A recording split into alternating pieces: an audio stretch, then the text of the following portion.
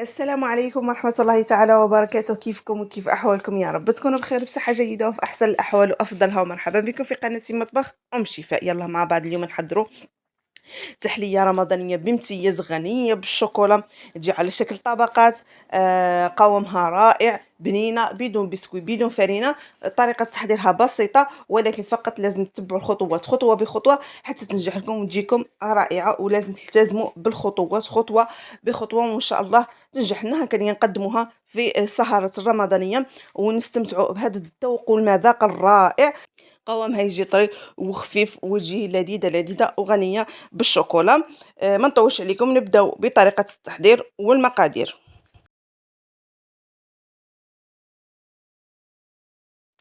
واول حاجه نحتاجها في هذه الوصفه هو الميزان. الميزان ضروري في هذه الوصفه، لاني رايحه نعطيكم المقادير بالغرام وبالضبط. هذه الوصفه لازم تلتزموا بالمقادير تاعها بالضبط، بلا ما تزيدوا بلا ما تنقصوا، باش تخرج لكم الوصفه مليحه وتخرج لكم الوصفه ناجحه، لان هذا هو السر تاع النجاح. هذه الوصفه ما راح نستعملوا لا فرينه لا بسكوي في الجينواز، وهذا الشيء خلينا لازم نضبطوا المقادير باش تنجح لنا البسكوي اللي راح نديروه وما يتعجناش ويجينا يعني خفيف ومليح. نحتاجو 130 غرام شوكولا سوداء، 130 غرام شوكولا سوداء من اي نوعيه تفضليها، المهم تكون بنينه يعني وتبغيها. 130 غرام زبده، عفوا شوكولا سوداء. نوزنوها في الميزان كما راكم تشاهدوا، نيشان 130. نحطوها في بول ولا في طبسي زجاجي، ونجيبو الزبدة نوزنو أيضا 30 غرام زبدة، يعني بالفرينة عفوا بالشوكولا بالزبدة راح تجينا 160 غرام. كما راكم تشاهدوا 30 غرام زبدة. نضيفوها على هذيك الشوكولا السوداء ونحطوها على حمام مائي يذوبوا مع بعضهم مع بعضياتهم في غرضهم، خليهم من هي يذوبوا وحنا نمشيو نكملوا الوصفة. في زوج بواسن ولا زوج تاع لي بول، يكونوا متوسطين الحجم ولا يكونوا واحد صغير وواحد كبير. نفصلوا الصفار عن البياض، ربع حبات بيض نفصلوهم الصفار عن البيض، يعني نختاروا ربع حبات يكون الحجم تاعهم شويه كبير، يعني ما ديروش الحجم تاعهم هذاك اللي صغير. لو كان يجيكم كامل صغير صغير ديروا 5، ولكن اللي يكونوا متوسط ولا كبير تكتفوا بربعه. نفصلوا لهم الصفار عن البياض، ويكون البيض بدرجه حراره الغرفه. يعني في هذه الوصفة رايحين هنايا كنت نحرك في الشوكولا باش يعني كامل دوب لنا في وقت واحد. جبت هنايا بيض البيض، حطيت الصفر على جهة وجبت بيض البيض وراني نوزن في الميزان 50 غرام سكر عادي باش نطلع هذاك بيض البيض كالثلج. هو يجينا هو اللي راح يدير لنا هذيك الطبقة، وهو راح البيض يعني هو اللي راح يعطينا الطبقة الأولى. يعني ما نزيد لا فرينة لا بسكوي لا والو، فقط البيض والسكر والشوكولا رايحين يعطيونا الطبقه الاولى. هنا يسمحوا لي يعني ما بالكمش الميزان، ولكن 50 غرام سكر عادي نضيفوه على 3 دفعات بعد ما بديو نطلعوا بياض البيض. كما راكم تشاهدوا راني عاد ما ضفتش هنايا الدفعه الاولى، ها هي الدفعه الاولى ونبدي نطلع. ما تنساوش تضيفوا قريصه ملح. بياض البيض قبل ما نبديو كامل نضربوه، ونبداو نضيفوا هذوك الدفعات، هي الدفعه الزوجه ونضيفوا الدفعه الثالثه حتى تحصلوا على القوام اللي رايحين يعني نوريه لكم كيفاش لازم يكون القوام تاعه باش ما يطيحلكمش في الفرن، باش ما يجيكمش معجن، باش ما يجيكمش يعني ماشي بنين. لازم تلتزموا كما قلت لكم بالمقادير والخطوات يعني بشكل دقيق باش تخرج لكم الوصفه رائعه. ان هذا هو اللي رايحين نديروه في الفرن مع صفر البيض ومع الشوكولا. دوك نشوفوا ونكملوا الطريقه. القوام تاعه لازم يكون يابس، وبعد ما تطلعوا الباتور يبقى واقف، ومام لو كان ترفدوا هذيك البسيله وتقلبوها ما يصرى لهم والو، حتى لو تضغطوا عليه يعني ما يوليش جاري ولا يهبط بسهوله، ولا يعني يبقى حاكم روحه كما لاناج ولا كما الثلج، نفس الامر. هنا نجيبوا صفار البيض اللي كنا فصلناه على البياض، ايضا نضيفوا له شويه تاع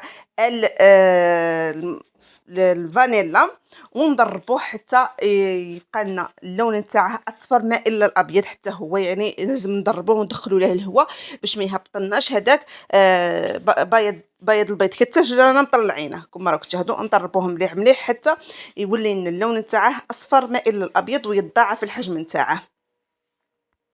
وهكذا يكون شكله وحجمه ولونه بعد ما ضربته. نجيبوا هذيك الشوكولا نخلطوها مليح مليح بعد ما دابت لنا في الحمام المائي اللي كنا دايرينه مع 30 غرام زبده، ونرجعوا للميزان نوزنوا 30 غرام حليب.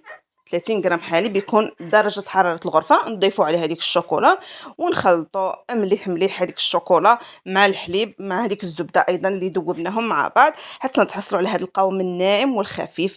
نضيفوا عليه هذاك صفار بيض اللي طربناه ونخلطوا مليح مليح بهذه الطريقة. يعني بنة ولا أروع رايحة تجيكم في هذه الوصفة، خصوصا الطبقة الأولى. والطبقة الثانية طبعا رايحة نعطيها لكم بشكل اختياري. نخلطوا مليح مليح هاد المكونات مع بعض كما راكم تشاهدوا. شوفوا اللون كيفاش يتغير ويعطينا لون رائع نتاع الشوكولا. على بها قلت لكم اختاروا الشوكولا السوداء لانها اللون تاعها يعطي في المخبوزات يجي قاتم ويجي مليح. نضيفوا هنايا نبداو نضيفوا هذاك بياض البيض اللي طلعناه كالثلج، غير بشويه ندخلوه بلا ما نهبطوه، يعني رايح يطول ولكن معليش بشويه بشويه ساع فيه وبدي تدخلي فيه غير بشويه. الحاجه المهمه انك ما لازمش تخلي كامل اي يعني كتل كما راك تشاهدوا الكتل اللي رانا نشوفوا فيهم ما لازمش يكونوا، لازم يكون قوام ناعم ويكون خفيف وما يكونش سائل، يعني يكون شد روحها مليح، يعني يكون كما نخدموا الجينواز نفس الامر. نبداو ندخلوا غير بشويه بشويه من فوق لتحت كما راك تشاهدوا، يعني يطول شويه ولكن ما يهمش، المهم يكون عندك شويه صبر وخلاص.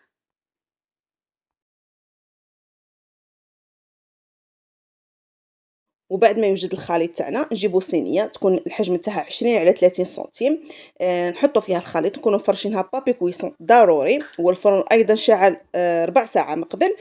نسرحوا الخليط تاعنا في الصينيه كما نديرو جينواز عادي ولا كما نديرو بسكوي غولي ولا عادي، نسرحوها وتجي كامل متساويه باش يجينا يعني السطح نتاعها مستوي ومليح. وندخلوها طيب مده ربع ساعه ولا 20 دقيقه. بعد ما نخليوها طيب نجبدوها الشمتم، نحلوا الفرن ونخليوها حتى تبرد تماما، ومن بعدها نجبدوا الصينيه ونوريكم كيفاش تنحيوها وكيفاش تقلبوها. بعد ما طيب وتبرد لنا نفرشوا بابي كويسون ونقلبوها عليها ونحيوها كما راكم تشاهدوا ببساطه. شوفوا اللون تاعها الرائع والجميل.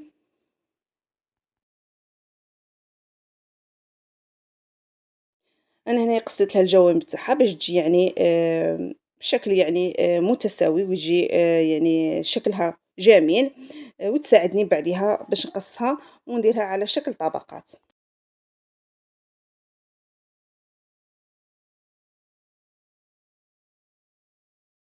ونرجعوا نقصوها على 3 أجزاء ولا 3 قطع تكون متساوية الحجم، يعني تعبري وتقسمي على 3.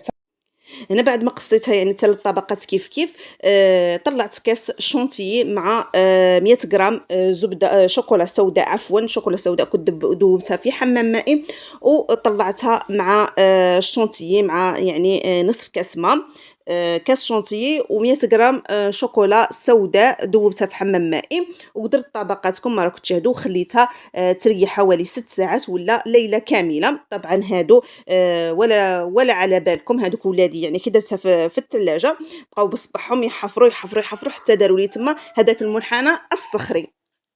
المهم بالنسبة للطبقة اللي من الفوقة يعني الفيديو مشى لي ولكن راح نشرحه لكم بالتفصيل. عندي 150 غرام شوكولا سوداء، ضفت معاها 4 كاس حليب، ضفت معاها معلقه كبيره زبده، وضفت معاها حوالي ورقه جيلاتين ولا معلقه كبيره جيلاتين كنت ذوبتها في الماء وضفتها معاهم. بعد ما دابوا ميكسيتهم بالميكسور مليح مليح ونتغطي بهم الشوكولا. رايحه هذاك علاش ضفت لها الجيلاتين باش تشد لي يعني من الفوق ما تهبطش كامل. بعد ما ضفت لها الحليب والزبده لو كان ديروا ما ديروش الجيلاتين رايحه كامل تهبط لكم هذيك الشوكولا وما تشد لكمش طبقه، وانما كي ديروها بالجيلاتين رايحه تشد لكم هذيك الطبقه الفوقانيه ويجيكم الشكل على شكل مرآة ويشد لكم طبقه مليحه. والفيديو كما راكم تشاهدوا خير دليل، يعني ما هبطتش قعدت واقفه. شوفوا كميه قليله اللي هبطت، يعني الجيلاتين رايح يخليها تشد. الا ما بغيتيش تستعملي الجيلاتين يعني ضيفي للشوكولا شويه زبده فقط وغطي بها. براحتك، ولكن يعني هاد الطريقة وهاد الوصفة هي الأفضل والأحسن، هي اللي راح تعطي لك هاد النتيجة اللمعان وتشد لك الطبقات. طبعا راح نقصها على شكل مرصوصات ونعدل هذاك المنحنى الصخري اللي داروه لي ولادي، يعني نعطيه لهم ياكلوه. وتزينيها، طبعا التزيين يبقى اختياري ولا حسب الذوق، يعني كل واحد يزين كيشوف ما بغى. انا فقط ضفت لها ورقه صفراء، وضفت لها شويه حبوب الشوكولا من الجنب فقط. كما تقدروا تخليوها يعني بدون تزيين هكا عاديه، براحتكم ايضا.